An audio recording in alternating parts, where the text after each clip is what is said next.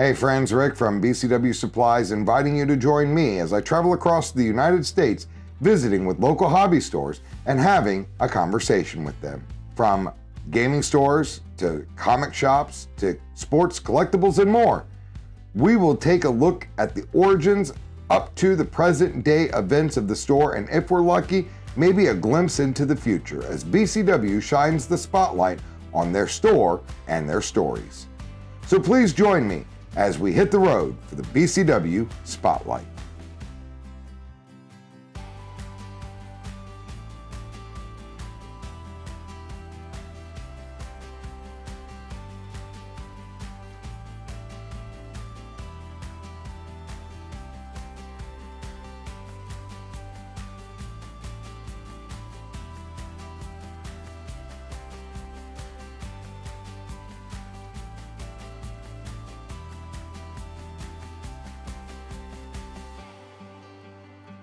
Hey friends, Rick from BCW Supplies back again with another BCW Spotlight. And this time we're in Denton, Texas at More Fun with Tim, the owner. Tim, thank you so much for joining us for this BCW Spotlight. And wow, what an amazing store. I mean, I know you have multiple stores, one a couple doors down, this one in the game center. We'll talk about that in a minute, but just beautiful. I mean, tall, well laid out, bright. Well, thank you. Appreciate it. Glad to be here. Awesome. So I do have to ask, how did you get started in the comic and gaming industry? The business, well, personally, the first thing I remember is Transformers number 10, which was the first appearance of Devastator. I've always been a Transformers nerd, and I bought that at a local comic store where I lived in Pennsylvania at the time, and the habit just grew from there. I got into gaming pretty quickly thereafter, playing D&D when I was in high school, eventually Magic, showing my age. But yeah, you know, and that's how I got started.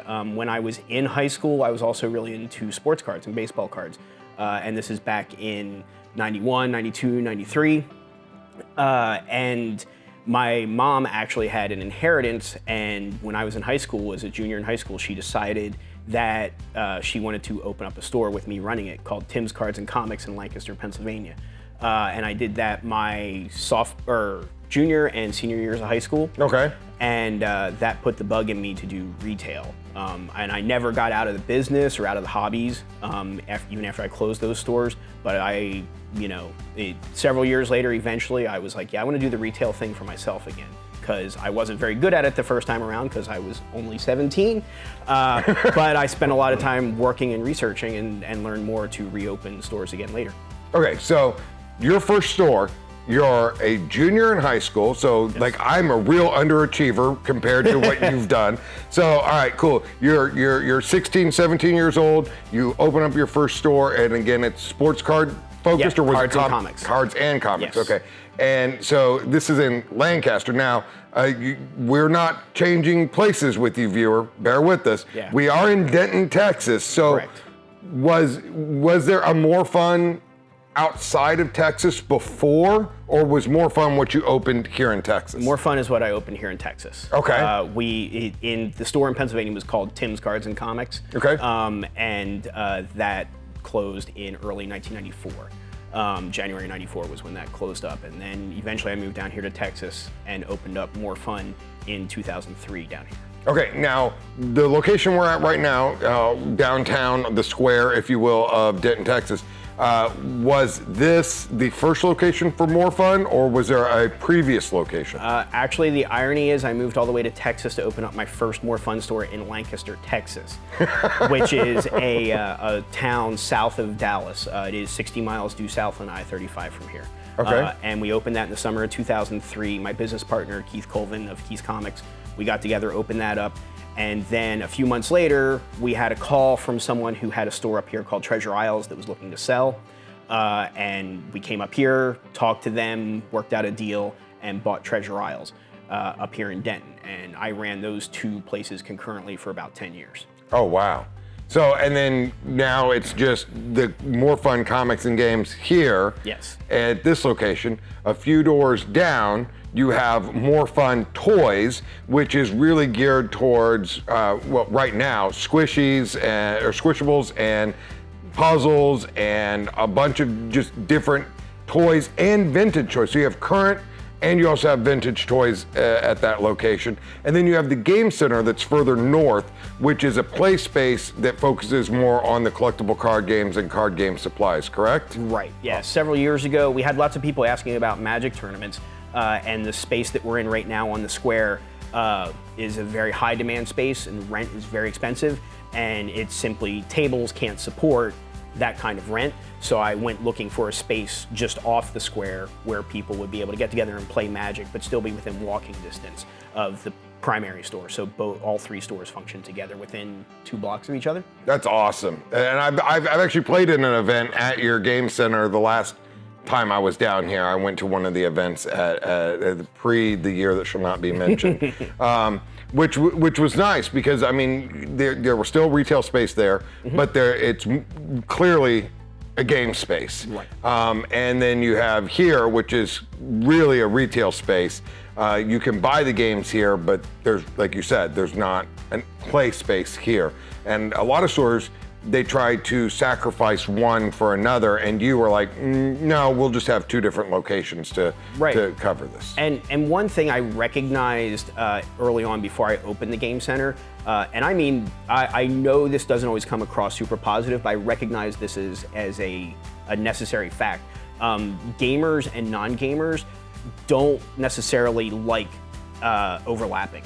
And when I say that, like, gamers like to enjoy each other with themselves, right? And they don't really want grandmas coming up and being like, what are you kids doing? And at the same time, people who aren't really into games, when they see a Warhammer table, you know, or whatever, Magic players, they're kind of like, what are these guys doing, right? And it's actually better for everybody. It makes a more enjoyable experience for everybody to have those 2 things be kind of a separate thing so that people are comfortable no matter what they are doing or what they're into, which is one of my primary goals with More Fun. I grew up in comic stores, and one of my primary goals with the business is to make sure everybody who comes in is comfortable and enjoys themselves and has a good time.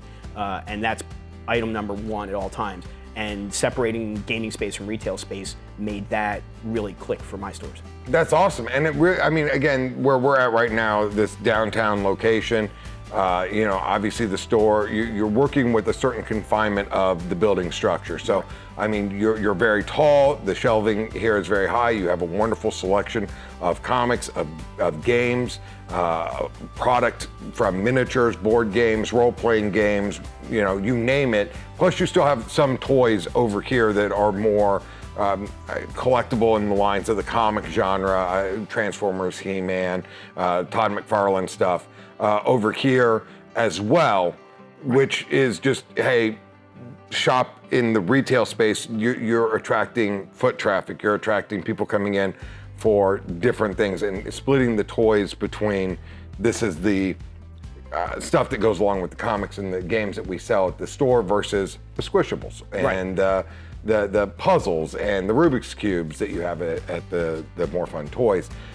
A little bit of separation, a different clientele, if you will, and the same thing, like you said, with the game center. So it's a brilliant plan to attack the market and just be appealing to all facets and have people come in. So with 3 different stores now, how are you engaging with your customers? How are people finding out about your programs? Like, do you have programs for comic pull lists? Do you have weekly events? I know things are just kind of getting back up and running for in-store play. So do you have events for stuff? How do people find out about More Fun? Well, obviously we use social media. And if anybody wants to see our social media, our website, morefuncomicsandgames.com, has all of the stores' info, all 3 stores, all their social medias, all linked on that page. So when somebody's like, where can I find out what you're up to? I always say, go to morefuncomicsandgames.com. Just remember that one thing and then start clicking, and you'll find all the stores.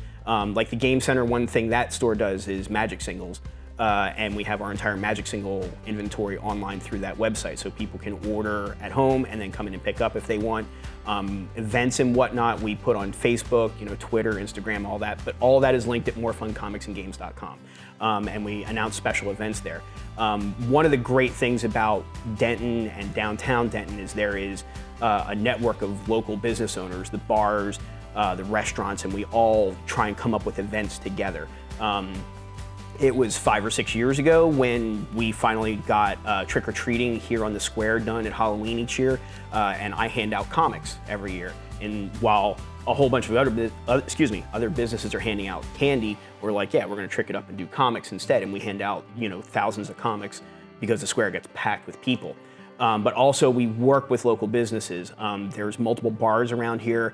Armadillo Ale Works is one, Bearded Monk is one, Denton County Brewing Company, and these are all within a block-and-a-half walk of the store, where we supply games to their game libraries. So people go to those bars, order a beer, break out a game of Catan, or whatever games we provide to them, things like that. But also we do one of our biggest events every year now is Free Comic Book Night, which is an idea I came up with several years ago. The Thursday before Free Comic Book Day, we put together an event where we hand out, I order non-official Free Comic Book Day books, like Walking Dead. Free Comic Book Day is supposed to be all ages books. And one of the things I realized, I had an audience that wanted mature readers books. So I started ordering discount mature readers books and then setting up at a bar down the street called Oak Street Draft House. And we hand out like 100 comics plus, 100 different comics. At that bar the Thursday night before Free Comic Book Day, and we use it to be like, don't forget to come back on Saturday for even more free comics. So we work real hard on building local relationships with other businesses, and between all of us and all our social media pool, like, we have a pretty good reach around this town. That's amazing, and I mean, that's just the small business mindset of hey, we're locally owned, you're locally owned, let's help promote your bar, your restaurant, your candy store, in partnership with the stuff that we're doing. Like we were talking a little bit before this, and the toy store is perfectly located because you have a candy store / old time ice cream parlor right next door to it. Yep. And I mean, what better day for a little kid? I've got 3 children, and I can tell you right now, all 3 of them would love to go to a toy store, into the candy store, right into the comic store, and it's just like boom, boom, boom. And hey, that's a perfect day for my kids, and I've walked less than a block. I mean, I've literally walked like 4 doors, and all right, they're having the best day of their life. And that's just to have that mindset of working with other people is innovative, refreshing, and probably why the stores have been successful. Yeah. I mean, to be honest, things are working. it works. Hey, if you help your neighbor, they're going to help you in return, directly or indirectly. So that's awesome.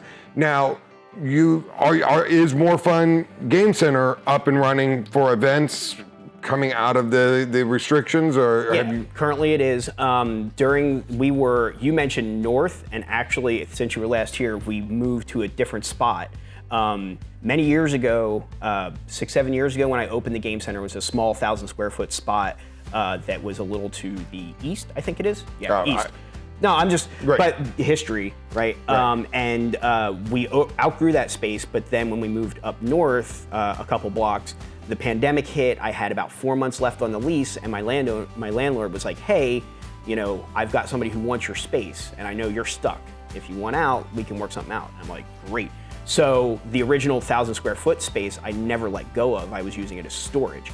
So we cleaned it up, got it all built out, and had that up and running, basically just waiting for events to come back. And about the same time that Wizards started allowing in-store play, the space right next door to mine, which is another 1,000 square feet, came available, and that landlord let me lease that space, and there's a door between the two. So we have a big open 1,000 square foot space for people to play, and then a retail store right next to it that has all our singles plus boxes, supplies, sodas, snacks, and so it's like perfect setup. It's about 2,200 total square feet for gaming and whatnot that we keep open later at night. Well, I apologize about giving people the wrong direction. No, you're good. You're good. I looked at the address. I'm not gonna lie. I haven't been to that location. I've been to Toys. You took me over there. We've been here, and I played at the event that was further north. Right. 2019, I think, was the last time I was here. And so I apologize, viewers. No, hey, I do it's all try to good. do my work. I do try to fact check. I just looked at the address and went, oh yeah, that's the north location. My bad. So it's actually east or south, you said? Yeah, it's about a block east. A block east. Yeah. So, but things are going well there for you. Yeah, okay. we're keeping the events low key because the pandemic is still a little squirrely. But hopefully, beginning of the year, we'll start leaning harder into bigger events and actually packing the place with people. We just taking it easy right now because we have a whole lot of regulars that we know have been safe and we require masks currently while in the store. And they want to hang out and play Commander. And if you only have a dozen people in 1,000 square feet, it's probably okay, So, but we're going to push more into bigger events later. But everything's going smoothly down there because one thing that has come up, one thing that's been made very clear is the casual base for Magic is way bigger than anybody thought. Oh yeah. The amount of people who want to buy Magic product to play at home with friends and family is huge, and it's like I said, probably bigger than anybody really imagined outside of Wizards being able to see the actual sales numbers. And that's awesome. So we sell tons of product, but we also have people that want to meet with friends at our store. So we are balancing that, and it's going smoothly. That's awesome. So everything on the up and up, everything's kind of trending back to the way it was or better than the way it was. Yep. You've got the toy store, you have this location, the game center. I mean, Tim, it sounds like everything is just going phenomenal for you guys. I can't wait to see what else comes out of Denton and more fun. And I thank you so much for meeting with me, for being part of this interview, and sharing some of your success with our viewers. Sure. Guys, this has been Rick with BCW Supplies. Just reminding you, when it comes to protecting, storing, or displaying your hobbies or collectibles, BCW has you covered.